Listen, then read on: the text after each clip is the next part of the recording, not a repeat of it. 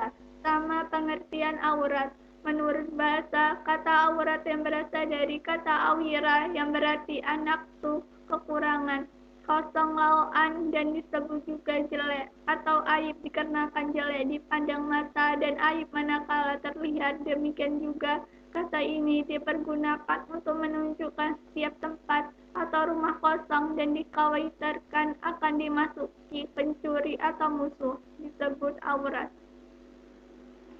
Dalam disimpulkan bahwa aurat merupakan anggota tubuh pada wanita dan pria yang wajib ditutupi menurut agama dengan pakaian atau sejenisnya sesuai dengan batasan masing-masing antara wanita dan pria.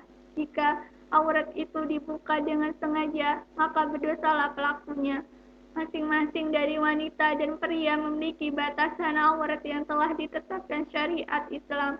Oleh karena itu, setiap muslim dan muslimah wajib untuk mengetahui batasan dan kemudian menaatinya dengan menjaga auratnya dalam kehidupan sehari-hari.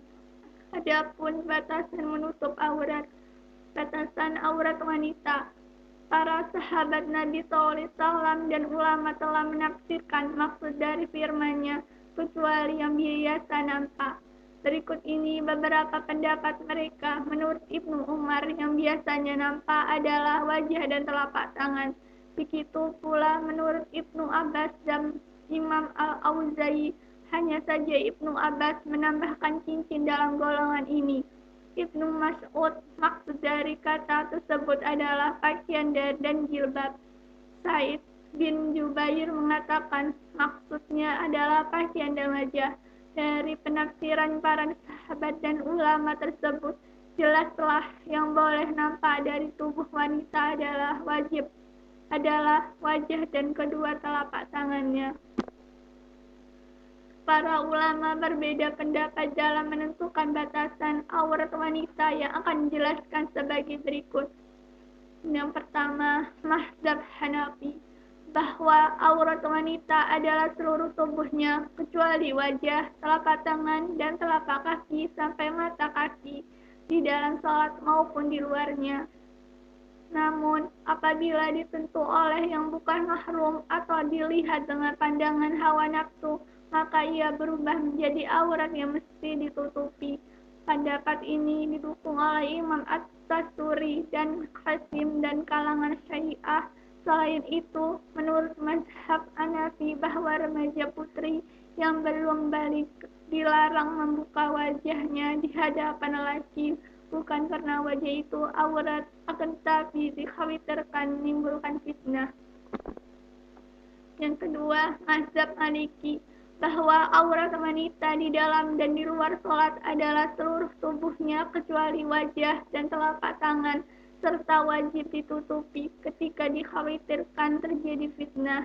Kemudian di dalam mazhab ini aurat wanita diklasifikasikan menjadi dua, yaitu aurat mukhalazahah seluruh badannya kecuali dada dan akraf atau rambut, kepala, leher, ujung tangan dan kaki.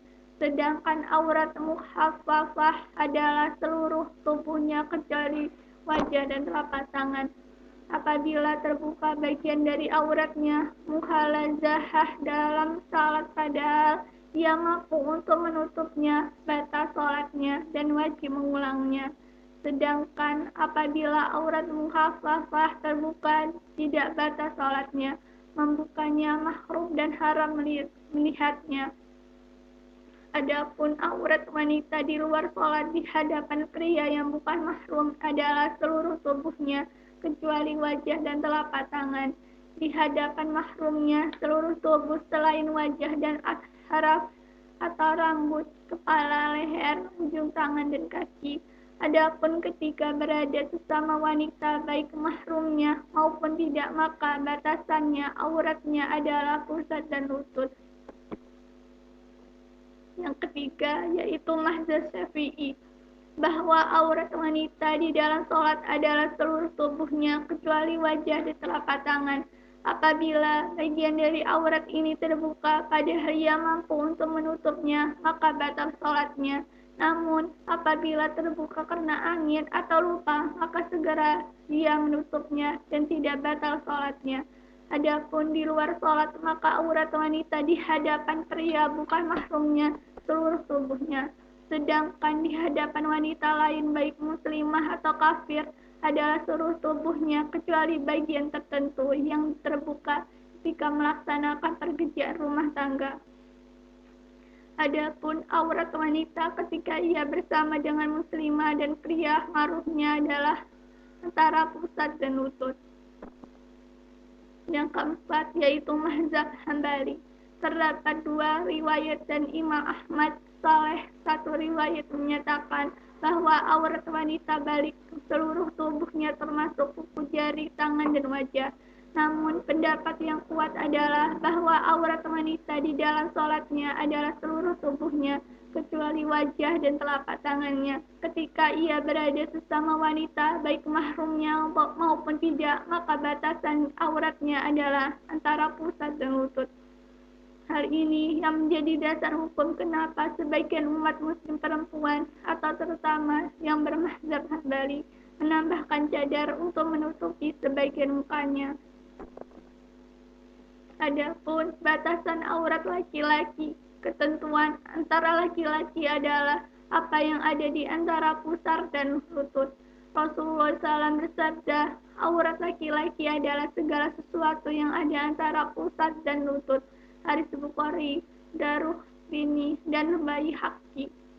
Adapun aurat laki-laki, para ulama berbeda pendapat. Menurut Hanafiyah dan Malikiyah dalam pendapatnya dengan masyhur, aurat laki-laki adalah pusar dan lutut. Dan dengan demikian, menurut mereka paha adalah aurat. Namun, pendapat Malikiyah tentang paha terpecah, ada yang bilang mengharamkan, ada yang memaruhkan, dan ada yang memaruhkan bagi orang yang malu. Hal tersebut berdasarkan keterangan bahwa Rasulullah SAW pernah membuka pahanya dan di hadapan Abu Bakar dan Umar. Namun ketika Utsman masuk, beliau menutupnya. Ketika itu beliau bersabda, apakah kamu tidak malu kepada orang malaikat malu kepadanya? Hadis Bukhari Muslim. Adapun Syafi'iyah dan Hambiliyah berpendapat bahwa aurat laki-laki adalah kemaluan saja. Hal tersebut berdasarkan keterangan Anas yang diriwayatkan oleh Muslim bahwa Rasulullah SAW membuka sarungnya pada hari Khaibar hingga dia bisa melihat paha beliau yang sangat putih. Adapun ancaman yang bagian tidak menutup auratnya yaitu terdapat juga hadis Nabi SAW menegaskan ancaman terhadap wanita yang tidak mempertontonkan auratnya. Terdapat juga hadis Nabi SAW menegaskan ancaman terhadap wanita yang mempertontonkan auratnya. Berikut saja beliau, ada dua golongan penghuni neraka yang aku belum pernah melihatnya. Laki-laki yang tangan mereka menggenggam cambuk yang mirip ekor sapi untuk menggenggam cambuk yang mirip ekor sapi untuk memukuli orang lain, dan wanita-wanita yang berpakaian minim telanjang dengan berlenggok-lenggok, kepala bergoyang-goyang, bak punah unta. Mereka itu tidak masuk surga dan tidak pula mencium baunya. Padahal sesungguhnya bau surga tercium dari jarak sekian dari sekian. Hadis Bukhari Muslim.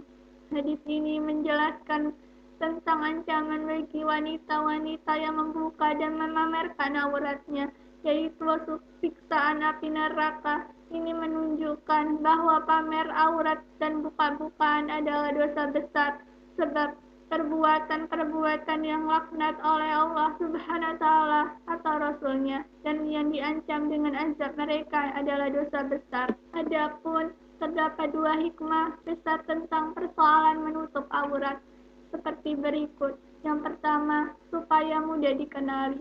Apabila seseorang atau wanita menutup aurat, dia akan mudah dikenali sebagai wanita Islam. Hal ini memberikan sesuatu perbedaan identiti yang jelas antara wanita Islam dan wanita kafir yang tidak menutup aurat. Perbedaan identiti memang dituntut oleh Rasulullah SAW, sama ada di antara orang dengan bukan Islam atau di antara wanita dengan laki-laki. Kedua, menghindarkan diri dari dosa sifat mengumbar aurat. Salah satu yang menyebabkan banyak wanita yang masuk neraka adalah karena mereka yang tidak menutup aurat mereka di mata orang yang bukan mahramnya. Dari begitu besarnya mudarat yang bisa dapat dari membuka aurat. Yang ketiga, menghindari fitnah, tuduhan, atau pandangan negatif. Orang-orang yang gemar membuka auratnya secara terang-terangan bisa saja dituduh sebagai wanita nakal, pelacur, cewek penggoda, wanita murahan, dan lain-lain. Untuk itu, memakai pakaian minim yang memperlihatkan bagian tubuh yang dapat merangsang lawan jenis untuk meredam berbagai fitnah. Yang keempat, melindungi tubuh dan kulit dari lingkungan. Dengan demikian, pakaian yang menutupi tubuh secara sempurna, maka kita tidak akan merasakan kepanasan saat mentari bersinar terik, tidak merasakan dinginan saat suhu sedang dingin. Begitupun dengan debu dan kotoran akan terhalang mengenai kulit kita langsung, sehingga kebersihan tubuh dan dapat tetap terjaga dengan baik. Yang kelima, melindungi diri kita dari berbagai kejahatan. Biasanya, wanita yang auratnya terbuka adalah paling sering menjadi korban tindakan kriminal seperti perampokan, penjamretan, hipnotis. Bandingkan dengan wanita yang bercadar yang tampil yang menarik di mata penjahat karena penampilannya yang misterius membuat pelaku kejahatan enggan menjahatinya. Begitu pula yang saya dapatkan dari penjelasan tentang aurat. Mohon maaf apabila ada kesalahan karena kesempatan